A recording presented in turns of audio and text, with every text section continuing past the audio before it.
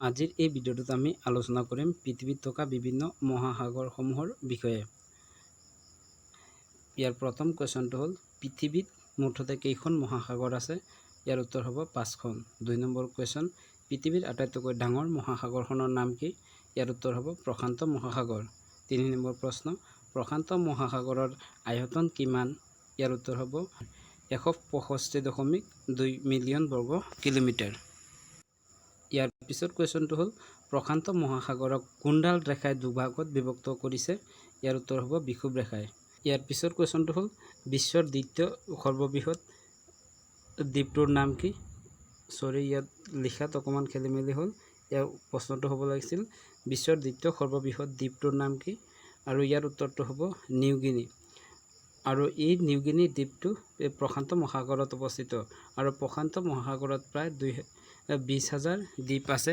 ইয়াৰে উল্লেখযোগ্য কেইটামান দ্বীপ হ'ল জাপান, টাইৱান, ফিজি আদি।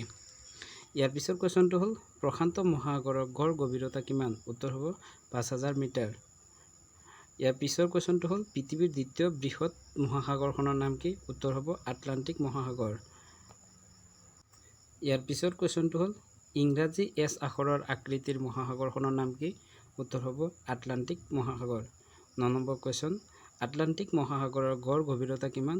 ইয়াৰ উত্তৰ হ'ব প্ৰায় 3,000 মিটাৰ। 10 নম্বৰ কুৱেশ্যন, পৃথিৱীৰ তৃতীয় বৃহৎ মহাসাগৰখনৰ নাম কি? ইয়াৰ উত্তৰ হ'ব ভাৰত মহাসাগৰ আৰু ইয়াৰ গড় গভীৰতা হ'ল 4,000 মিটাৰ।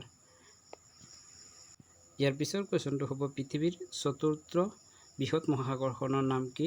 উত্তৰ হ'ব দক্ষিণ মহাসাগৰ। ইয়াৰ পিছত 12 নম্বৰ কুৱেশ্যন হ'ল পৃথিৱীৰ আটাইতকৈ সৰু মহাসাগৰখনৰ নাম কি? ইয়াৰ উত্তৰ হ'ব উত্তৰ মহাসাগৰ। ইয়াৰ পিছত 13 নম্বৰ কুৱেশ্যনটো হ'ল উত্তৰ মহাসাগৰৰ আকৃতি কেনেকুৱা? আৰু ইয়াৰ উত্তৰ হ'ব ঘূৰণীয়া। আৰু উত্তৰ মহাসাগৰৰ গড় গভীৰতা হ'ল 3,500 মিটাৰ। 14 নম্বৰ কুৱেশ্যন, বিখ্যাত মেৰিয়ানা খাত কোন মহাসাগৰত আছে? ইয়াৰ উত্তৰ হ'ব প্ৰশান্ত মহাসাগৰ আৰু ই পৃথিৱীৰ আটাইতকৈ গভীৰতম খাত। ইয়াৰ পিছত 15 নম্বৰ কুৱেশ্যনটো হ'ল বাৰ্মুডা ত্ৰিভুজ বাৰ্মুডা ট্ৰায়েংগল কোন মহাসাগৰত আছে? ইয়াৰ উত্তৰ হ'ব আটলাণ্টিক মহাসাগৰত।